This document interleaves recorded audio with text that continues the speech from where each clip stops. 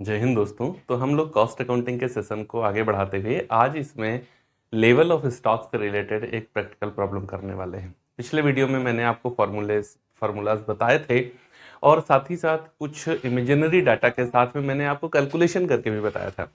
लेकिन मैंने आपको कहा था कि हम लोग अगला वीडियो जो करेंगे उसमें एक प्रॉपर प्रैक्टिकल प्रॉब्लम को सॉल्व करेंगे और विद फार्मूला, मतलब फार्मूला तो उधर होता ही है, उनको कैसे सॉल्व किया जाता है इसको भी समझेंगे। एग्जामिनेशन के पॉइंट ऑफ व्यू से देखिए ये चैप्टर बहुत ही महत्वपूर्ण है, चाहे लेवल ऑफ स्टॉक से रिलेटेड क्वेश्चन आए, चाहे टोटल इन्वेंट्री कॉस्ट से रिलेटेड आए, और चाहे वैल्यूएशन ऑफ क्लोजिंग स्टॉक या फिर इश्यू ऑफ मटेरियल से रिलेटेड क्वेश्चन आए, लेकिन जरूर आता है 15 नंबर के फॉर्मेट में। तो चलिए आज बिना किसी विलंब के स्टार्ट करते हैं अपना ये सेशन, जिसमें हम लोग को लेवल ऑफ स्टॉक से रिलेटेड एक प्रैक्टिकल प्रॉब्लम करना है। क्वेश्चन आपकी स्क्रीन पर भी है, आप देख सकते हैं, और क्वेश्चन का पीडीएफ आपको हमारे Telegram channel commerce with Vedashira पर भी मिल जाएगा। क्वेश्चन में कह रहा है calculate the minimum stock level, maximum stock level and reorder level of stock from the following information. Maximum consumption दिया हुआ है, मिनिमम कंजप्शन दिया है, नॉर्मल कंजप्शन दिया है, रीऑर्डर पीरियड दिया है, रीऑर्डर क्वांटिटी दिया हुआ है और नॉर्मल रीऑर्डर पीरियड दिया हुआ, सब कुछ दिया हुआ है। हम लोग को केवल फॉर्मूले में वैल्यू रखनी है और कैलकुलेट कर लेना है। क्वेश्चन एग्जाम में भी जो आता है वो ऐसे ही आता है, कोई बहुत कठिन क्वेश्चन नहीं आता है। आपको केवल वैल्यूज को पुट करना है, फॉर्मूला आपको याद होना चाहिए, फिर क्वेश्चन आराम से लग जाता है। तो देखो मैंने आपको बताया था, सबसे पहली कंडीशन जो हम लोग कैलकुलेशन करते हैं वो क्या होती है। तो नंबर 1 पर हम लोग कैलकुलेशन करते हैं रीऑर्डर लेवल। रीऑर्डर लेवल कैसे कैलकुलेट किया जाता है? रीऑर्डर लेवल का मतलब होता है maximum uses into maximum lead time of supply.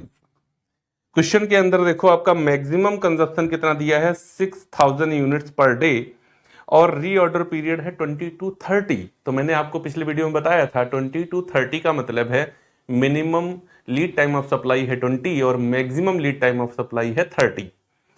तो ये 6000 यूनिट्स पर डे कंज्यूम करता है, और जब ये ऑर्डर देता है तो इसका सप्लायर ज्यादा से ज्यादा 30 दिन लेता है सप्लाई पूरी करने में। तो इसका मतलब क्या है कि 6×3=18, 1,80,000 यूनिट्स जब इनके पास हों तो इनको दोबारा आदेश देने का प्रोसेस शुरू कर देना चाहिए। बात क्लियर हो गई जी? क्लियर हो गई। इसका क्या मतलब होता है ये सब पिछले वीडियो में समझा के आया हूं कि ये फॉर्मूला ऐसे ही क्यों बनाया जाता है और एक्चुअली फॉर्मूला है क्या। देखो बच्चा, कहीं पर कोई फॉर्मूला होता ही नहीं है। फॉर्मूला सिर्फ इसलिए बनाया जाता है ताकि कोई भी इजीली उनको मेमोराइज कर पाए, इस वजह से फॉर्मूला बनाया जाता है। अदरवाइज इन प्रैक्टिकल अगर उसको देखा जाए, प्रैक्टिस में उसको अप्लाई किया जाए, तो देखेंगे कि कोई फॉर्मूला नहीं है। जैसे इसको अगर मैं देखूं, ये कहता है कि रीऑर्डरिंग लेवल मतलब दोबारा आदेश देने का प्रोसेस हमें कब शुरू करना चाहिए। तो देखो इसके यहां इसकी जो फैक्ट्री है वो 6000 यूनिट्स पर डे कंज्यूम कर लेती है, और जब ये अपने सप्लायर को ऑर्डर देता है तो वो ज्यादा से ज्यादा 30 दिन लेता है सप्लाई देने में। तो देखो 6×3=18, 1,80,000 यूनिट। अगर 1,80,000 यूनिट इनके स्टोर में हो और ये दोबारा आदेश दे दें, तो जब तक ये 1,80,000 यूनिट्स कंज्यूम कर पाएंगे तब तक दोबारा से माल इनके पास फिर आ जाएगा। इस वजह से इनके पास में एक्सेस स्टोरेज नहीं होने पाएगा। बस तो इन प्रैक्टिस देख लो, इसको ऐसे होता है। अब उसके बाद नंबर 2 पर हम लोग बात करेंगे maximum level of stock. Maximum level of stock का मतलब क्या होता है? Reorder level plus reorder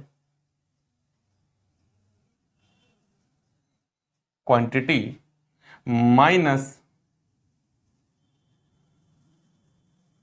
minimum uses into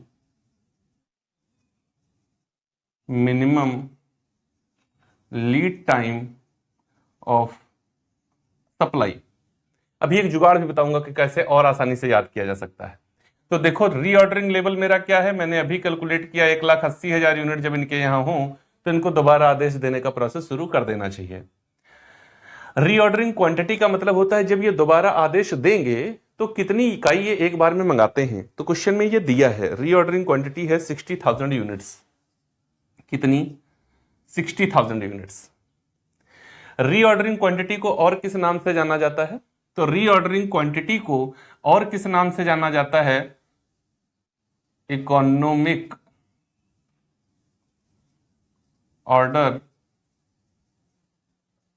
quantity, जिसको EOQ कहा जाता है। मैंने पिछले क्वेश्चन में भी बताया था, पिछले वीडियो में भी बताया था। एक बार क्वेश्चन इसका आया था और रीऑर्डरिंग क्वांटिटी नहीं दी हुई थी क्वेश्चन के अंदर, लेकिन EOQ के कैलकुलेशन की जा सके ऐसी इंफॉर्मेशन थी। बहुत बच्चों से गलत हुआ था question.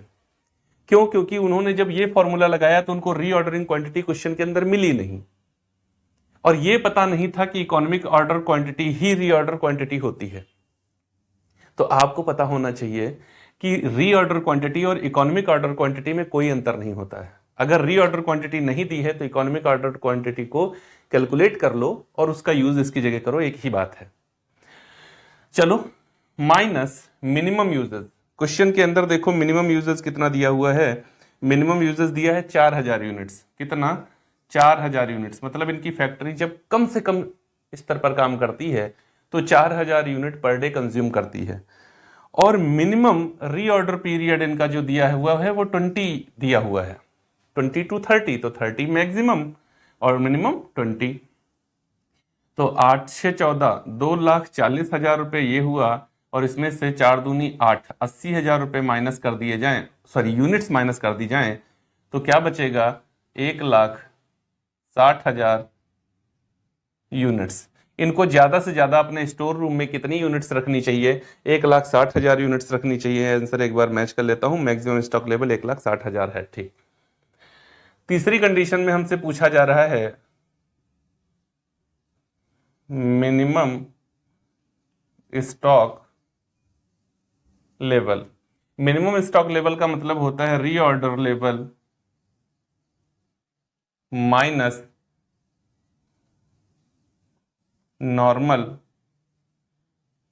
Normal uses into normal lead time of supply. देखो क्वेश्चन में अगर नॉर्मल ना दिया गया हो तो क्या करेंगे? मैक्सिमम और minimum uses, maximum uses plus minimum uses upon 2 is equal to normal uses. Minimum lead time of supply plus maximum lead time of supply upon 2 is equal to normal lead time of supply. लेकिन इस question में हमको सब कुछ दिया गया है। Question के अंदर देखो रीऑर्डर लेवल मैंने कैलकुलेट कर लिया है, 1,80,000 यूनिट्स है, माइनस नॉर्मल कंजप्शन हमको 4800 इकाइयों का दिया हुआ है। अगर 4800 ना दिया होता तो मेरा 5000 निकल के आता, क्योंकि मैक्सिमम था 6000 और मिनिमम था 4000 यूनिट्स का। दोनों को जोड़ के 2 से डिवाइड करते तो 5000 यूनिट्स हम लोग नॉर्मल कंजप्शन लेते, लेकिन यहां 48 दिया हुआ है। इनटू 30 हम लोग डेज लेंगे। अगर 30 ना दिया होता तो 25 आता, क्योंकि 20 + 30 अपॉन 2 इज इक्वल टू 25, जो कि मिनिमम और maximum lead time of supply था। लेकिन यहां क्वेश्चन में हमको 30 डेज उसने कह दिया है नॉर्मल यूजेस, तो मैं दिमाग अपना लगाऊंगा ही नहीं। ओके, तो यहां पर ये 1,80,000 माइनस ये 3 जीरो तो ऐसे ही हो जाएंगे, 3 और 24 और 3 चक्कू 12 और 2 14, 1,44,000। ये आ जाएगा 36,000 यूनिट्स, 36,000 यूनिट्स। आंसर मैच कर लेता हूं, मिनिमम स्टॉक है 36,000। हो गया, बस इतना ही करना था। देखो क्वेश्चन जब बहुत टिपिकल बना देगा तो रीऑर्डर क्वांटिटी नहीं देगा और इकोनॉमिक ऑर्डर क्वांटिटी कैलकुलेट करवाएगा पहले, फिर इसमें वैल्यूज रख के आप उसको सॉल्व करके बताएंगे। एक हमसे पूछ नहीं रहा है लेकिन मैं कर देता हूं, average stock. Average stock level बराबर maximum level plus level minimum level upon 2। Maximum level of stock है हमारा 1,60,000 यूनिट्स का, प्लस 36,000 यूनिट्स का हमारा नॉर्मल मिनिमम है स्टॉक अपॉन 2। तो ये हो जाएगा हमारा 1,96,000 और डिवाइडेड बाई 2, तो 2 नाम 18, 2 अट्ठी 16 है ना, 98,000 यूनिट्स। एवरेज स्टॉक इनको इतना ही रखना चाहिए औसत रूप में, ये स्टॉक इनके पास में होना चाहिए।